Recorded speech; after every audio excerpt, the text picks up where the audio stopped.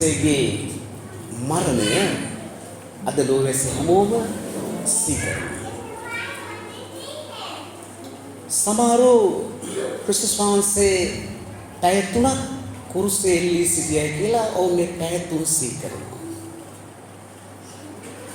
ක්‍රිස්තුස් වහන්සේ පැය 3යිද කුරුසේ සිටියේ. ක්‍රිස්තුස් වහන්සේ පැය 3ක්ද කුරුසේ සිටියේ. ක්‍රිස්තුස් වහන්සේ අපේ පාපේ දරාගෙන උන්වහන්සේ පැය 3යිද කුරුසේ සිටියේ. නෑ, උන්වහන්සේ පැය 6ක් අපි වෙනුවෙන් කුරුසේ සිටියා. උන්වහන්සේව දවල් 12ට නෙමෙයි කුරුසේ යන ගැහුවේ. උන්වහන්සේව කුරුසේ යන ගැහුවේ උදේ 9ට.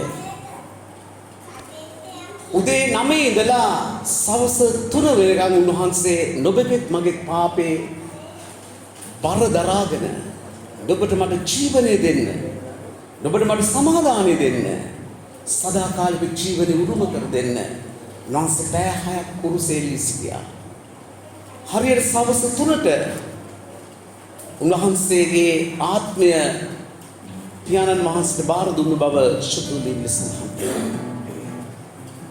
යාදර සහෝදරයා සහෝදරිය, අප ජේසුස් වහන්සේට කරන්නව කැපවීම කොයි ආකාරයකද? සමහර වෙලාවට එක පැය භාගයක් අපේ ස්වාමීන් වහන්සේ වෙනුවෙන් ගත කරන්න නැහැ. ජේසුස් වහන්සේ පැය 6ක් නොබත් මාත් වෙනුවෙන් කුරුසේ එල්ලී සිටියා. උන්වහන්සේගේ අත් සිදුරු කරලා, පාද සිදුරු කරලා, උන්වහන්සේගේ සිගසට කටු තුනක් තියලා තද කරලා, උන්වහන්සේගේ ඇලයට ඇනලා, උන්වහන්සේගේ කසෙන් 39 පාරක් පාර දීලා, උන්වහන්සේගේ ශරීරය ඉරලා, නමුත් මේ සියල්ල උන්වහන්සේ දරාගත්තා. යේසුස් වහන්සේ ඉපදෙන්න අවුරුදු 700කට ප්‍රථමයෙන් ජෙසායා අනාගත වක්තෘයා දකිනවා ක්‍රිස්තුස් වහන්සේගේ දුක් විඳීම. ක්‍රිස්තුස් වහන්සේ දුක් විඳීම යෙසායා 53 වෙනි පරිච්ඡේදයේ ක්‍රිස්තුස් වහන්සේගේ දුක් විඳීම ඔව් දකිනවා. ඔව් අවුරුදු 700කට ඉස්සෙල්ලා ඔව් ලියනවා ක්‍රිස්තුස් වහන්සේගේ දුක් විඳීම ගැන. ඒතර සඳහන් කරන අපිට සමාදානය ගෙන දෙන්න දඬුවම උන්වහන්සේගේ පිටට ගත්තා. උන්වහන්සේව දකින්න විට උන්වහන්සේව දකින්න ප්‍රියමනාපයක් තිබුණා. බයිබලයේ සඳහන් කරන අවලක්ෂණයි කියලා. නමුත් සමහරු ඒ බයිබල් පදේ අරගෙන ඉඳන් කියනවා ක්‍රිස්තුස් වහන්සේ අවලක්ෂණ කෙනෙක් කියලා. ජේසුස් වහන්සේ අවලක්ෂණ කෙනෙක් නෙවෙයි, උන්වහන්සේ දේව පුත්‍රයා. එතන යෙසායා කතා කරන්නේ අවලක්ෂණ භාවය. උන්වහන්සේ කුරුසේදී අවලක්ෂණ වුණා. එකක් ඇවිල්ලා අපේ පාප බර දරා ගැනීම සුළ පාපයේ අවලක්ෂණකම. අනික උන්වහන්සේගේ ශරීරයේ ඉරලා වේදනා දීලා ඒ තිබෙනා වූ වේදනාව තුළ අවලක්ෂණ භාවය. මේ හැම දෙයක්ම යේසුස් වහන්සේ විඳ දරාගත්තා ඔබට මට සමාදානය ගෙන දෙන්න පිණිස. ඇයි ඔබට මට සමාදානය ගෙන දෙන්නේ? ලියවිලි සඳහන් කරනවා මේ ලෝකෙ සිටින හැම කෙනෙක්ම මරණය සමග ගිවිසුමකට ඇතුළත් වෙලා සිටියා. මරණය සමග ගිවිසුම. හැම කෙනෙක්ටම මරණය සමග ගිවිසුම. මේ ලෝකේ භෞතික මරණය සමග නෙමෙයි ගිවිසුම. පාපේ කුලිය මරණයයි. පාපේ කුලිය මරණය නැමැති ඒ මරණය සමග ගිවිසුමක් තිබුණා. ජේසුස් වහන්සේගේ කුරුසේ පූජාව සමග, උන්වහන්සේගේ ජීවිත පූජාව සමග ඒ මරණය ගිවිසුමෙන් මිනිස් සංගතිය ඒ මරණය ගිවිසුම අවලංගු කළා. ප්‍රියාදර සහෝදරයා සහෝදරි, පාපේ කුලිය නම් මරණයයි. නමුත් දෙවියන් වහන්සේගේ දීමනාව නම් අපගේ ස්වාමී යේසුස් ක්‍රිස්තුස් වහන්සේ තුළ සදාකාලික ජීවනයයි.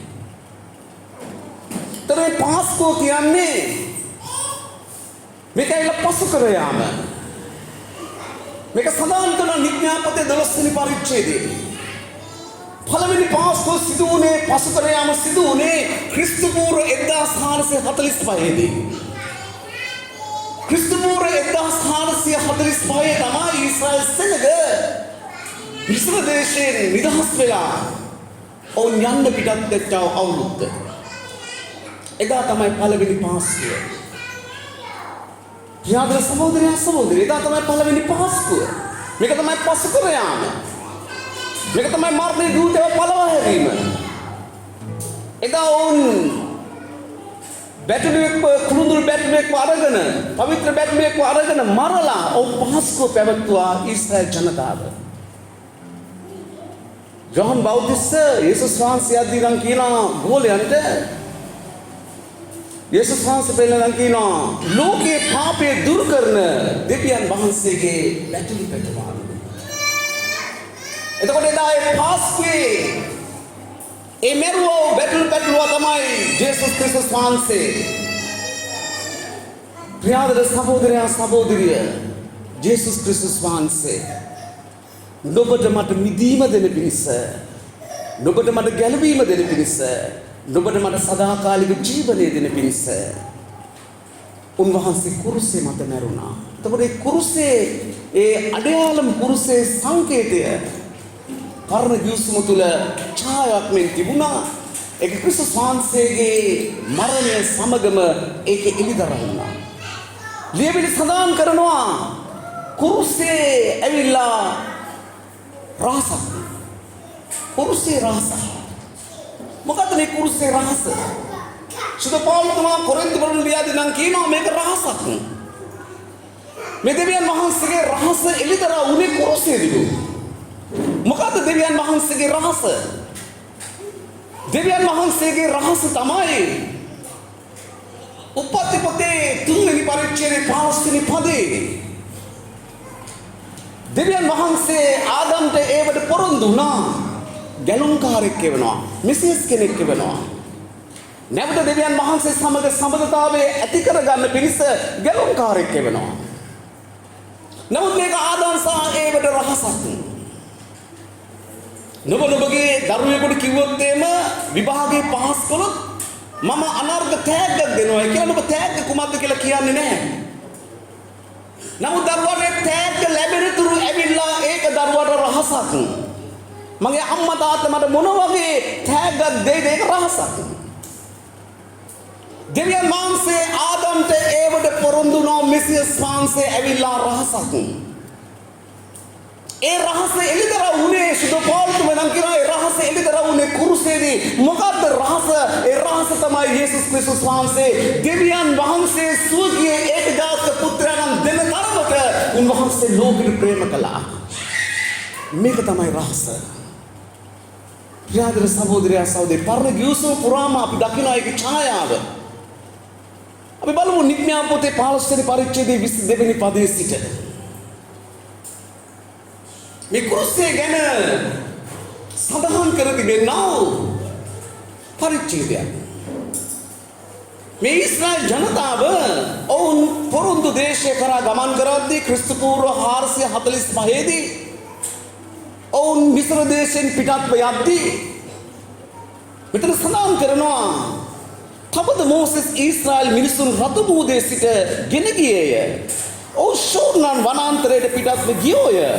ඔවුන් 3 දවසක් වනාන්තරයට ගොස් වතුර නොලැබුවෝය. දෙවියන් වහන්සේ දිගු කළ බහුවකින් ඔවුන් මිස්ර දේශයෙන් පිටතට ගෙන ආවා. දෙවියන් වහන්සේ ඔවුන්ට ප්‍රාතිහාර්යයක් කළා. කුමද්ද?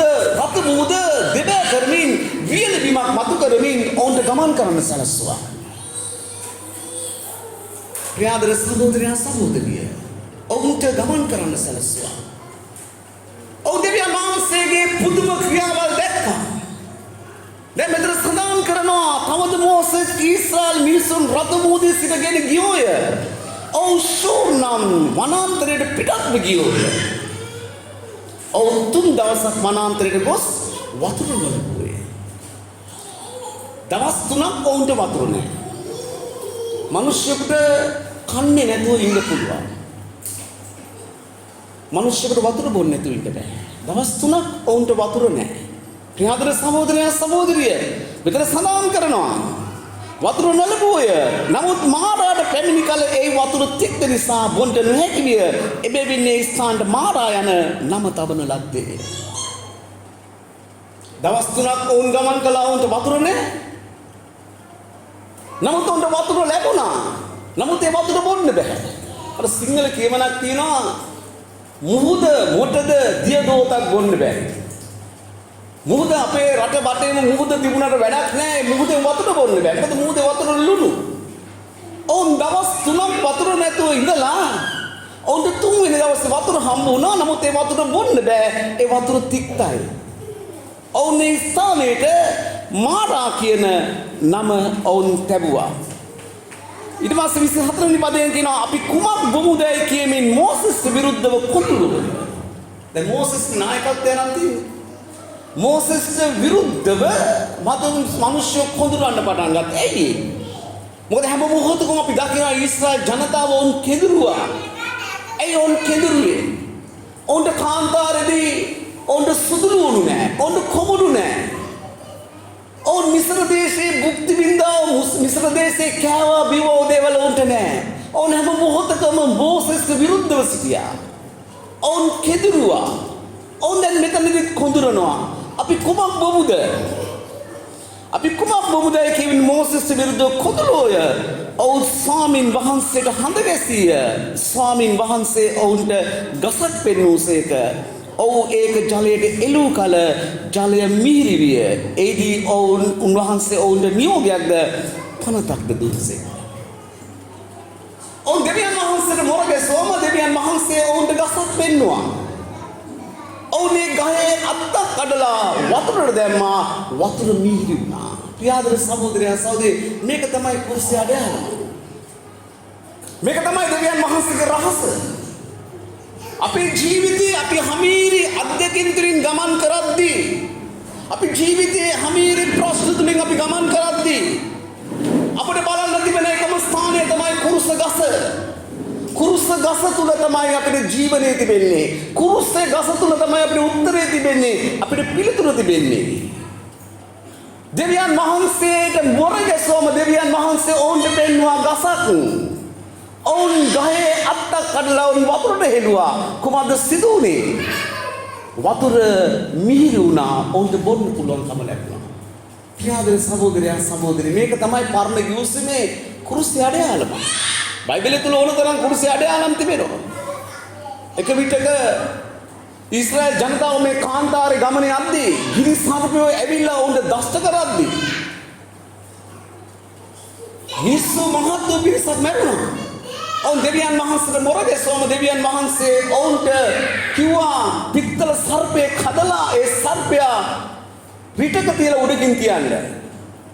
මේ සර්පයා දිස බලන කවුරු නමුත් ජීවත් කරනු ලබන. ඒක තමයි යේසුස් වහන්සේ යෝහන් තුමාගේ සුභාරංචියේ 3 වෙනි පරිච්ඡේදය තුල ගැන සඳහන් කරනවා. මෝසෙස් කාන්තාරදී සර්පයා එසූ ලෙස මනුෂ්‍ය පුත්‍රයා කරේ අදහන්නම් සියල්ලන්ව ඔසවගනු ලබන බව ඒ යෝහන් තුමාගේ සුභාරංචියේ 3 වෙනි පරිච්ඡේදය තුල සඳහන් කර තිබෙනවා. මේක කුරුසේ අඩයාලමක්. ත්‍රිාන්තර සහෝදරයා සහෝදරී කුරුසේ අඩයාලමක්. අපේ ජීවිතය තුළ අපි මොන අමිහිරි අත්දැකීම් තුළින් ගමන් කළත් අපිට එකම විසඳුම තිබෙන්නේ කුරුස ගහ තුළ පමණයි. අපේ පාපෙට මිදීම තිබෙන්නේ කුරුස ගහ තුළ පමණයි. ඒක තමයි සුදු පාලුතුමා පළවෙනි කොරින්ති යම් පත්‍රයේ පළවෙනි පදේ 18 වෙනි පදේ ඉඳන් කියනවා කුරුසේ වචනේ විනාශ වෙන්නන්ට මෝඩකම.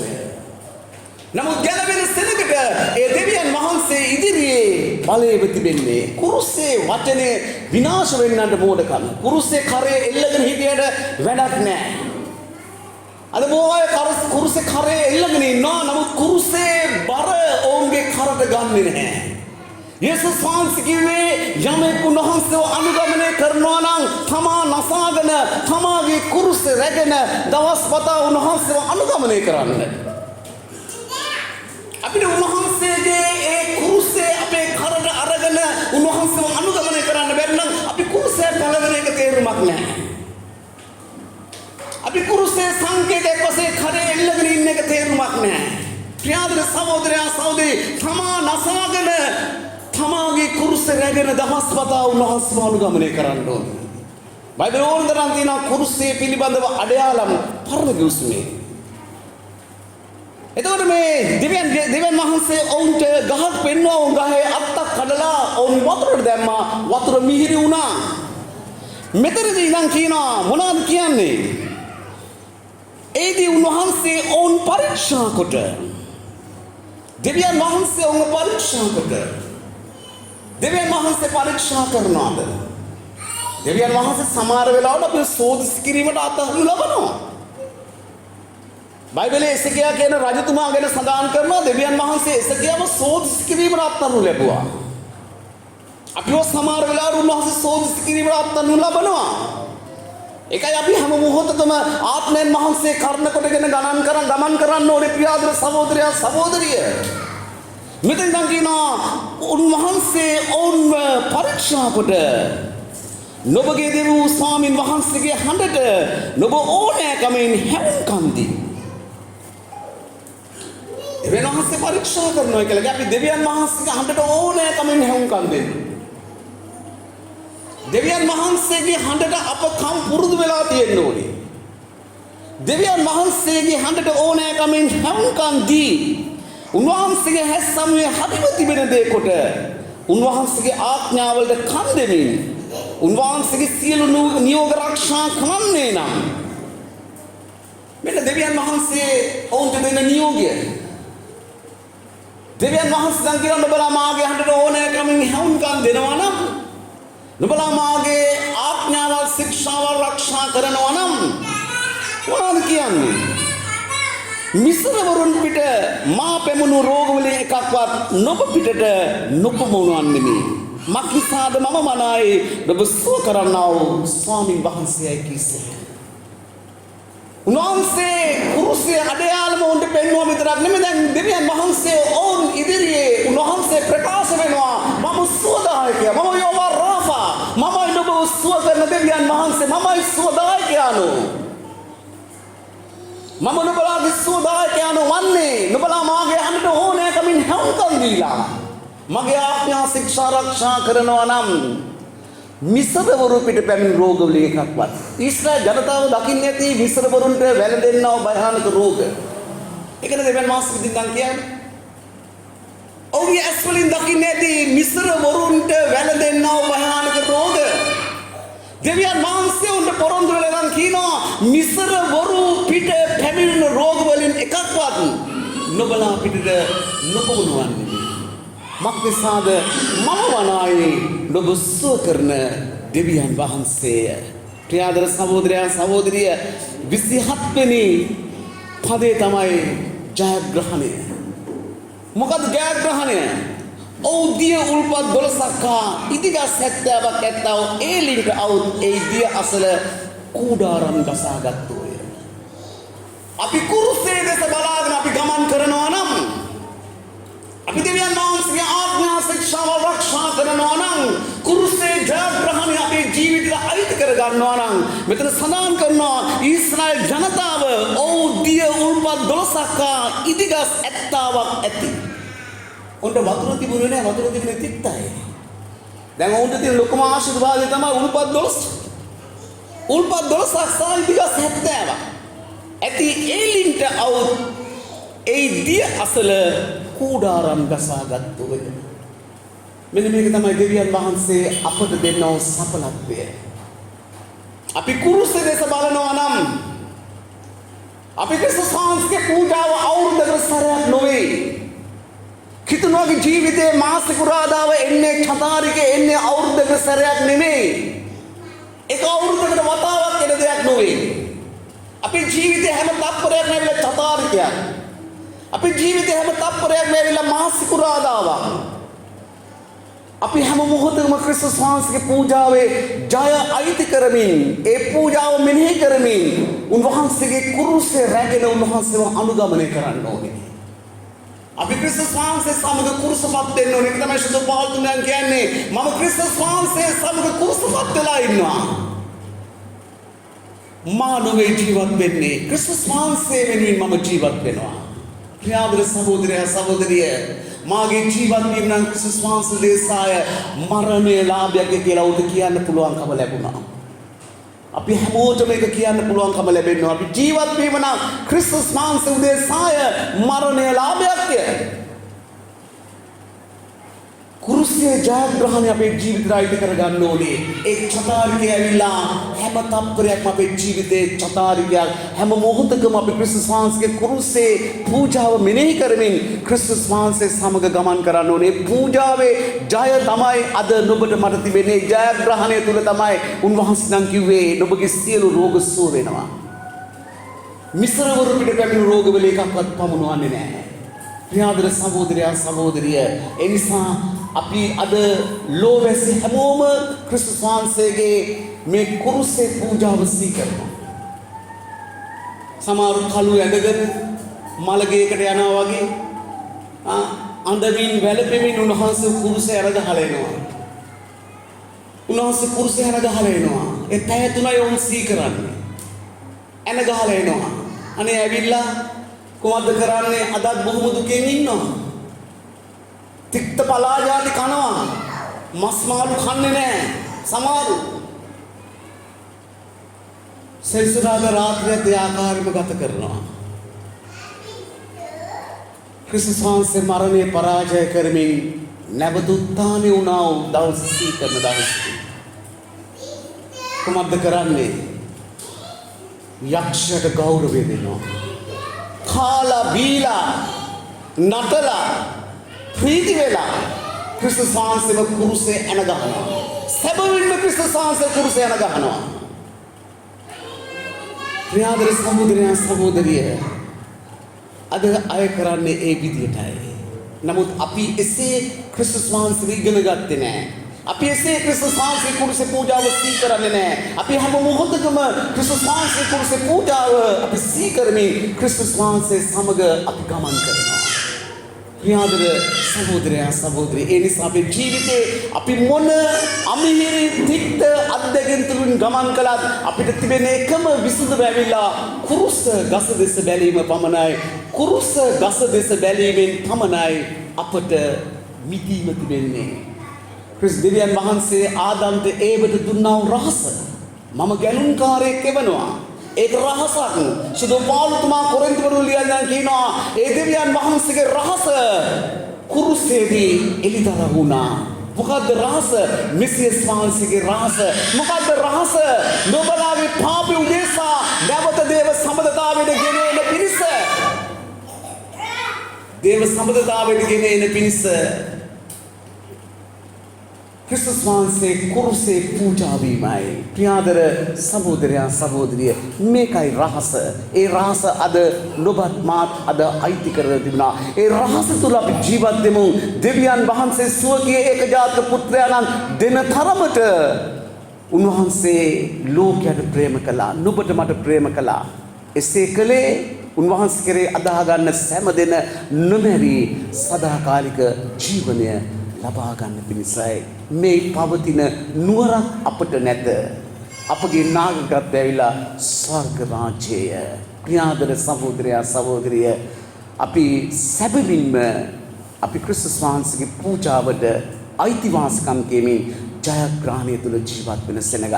දෙවියන් වහන්සේ අපිට දෙන්නා වූ සඵලත්වය තමයි මේ ඊශ්‍රායල් සෙනගට දුන්නා වූ සඵලත්වය. ඔව් දිය උල්පත් 12ක් ඉන්දිගස් 70ක් ඇති ඒ ලිමිට අවුත් ඒ දිය අසල කුඩාරම් ගසාගත්තේ. අපි උන්වහන්සේගේ ඒ ලිමිට නිශ්චලව ගමන් කරන්න. නිශ්චලව ගමන් කරන්න. උන්වහන්සේ අපිට දෙන්නේ නිශ්චලව ගමන් කිරීම.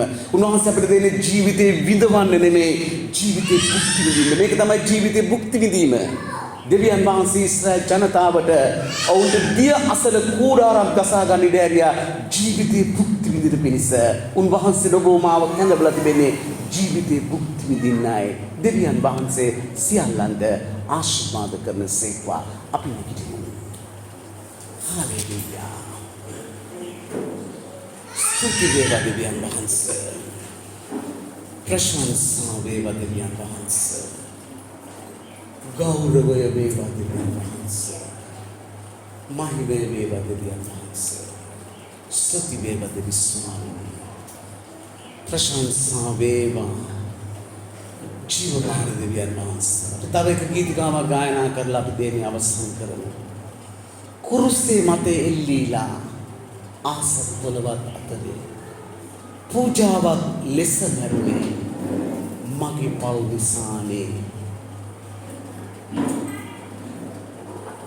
ක්‍යාදර සහෝදරයා සහෝදරිය මේකේ වචන මෙනෙහි කරන්න. වචන මෙනෙහි කරගෙන ගායනා කරන්න.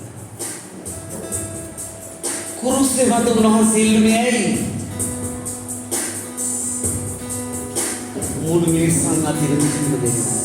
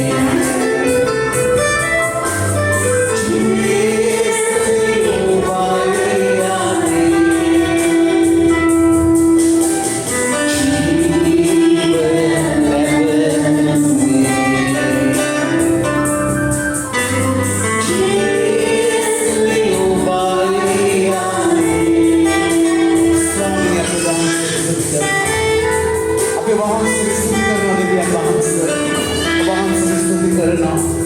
ඔබ වහන්සේ සායක් රැගෙන ස්වාමිනී ලෝකයේ අපි හැම කෙනෙක් වෙනුවෙන් මැරෙන්න ඔබ වහන්සේ ලෝකෙට ආවට. ඔබගේ පූජාව ගැන ස්තුතියි. හාලෙලූයා. නමස්කාර වේවා දෙවියන් වහන්සේ. පාස්ටර් දෙන්න. හාලෙලූයා.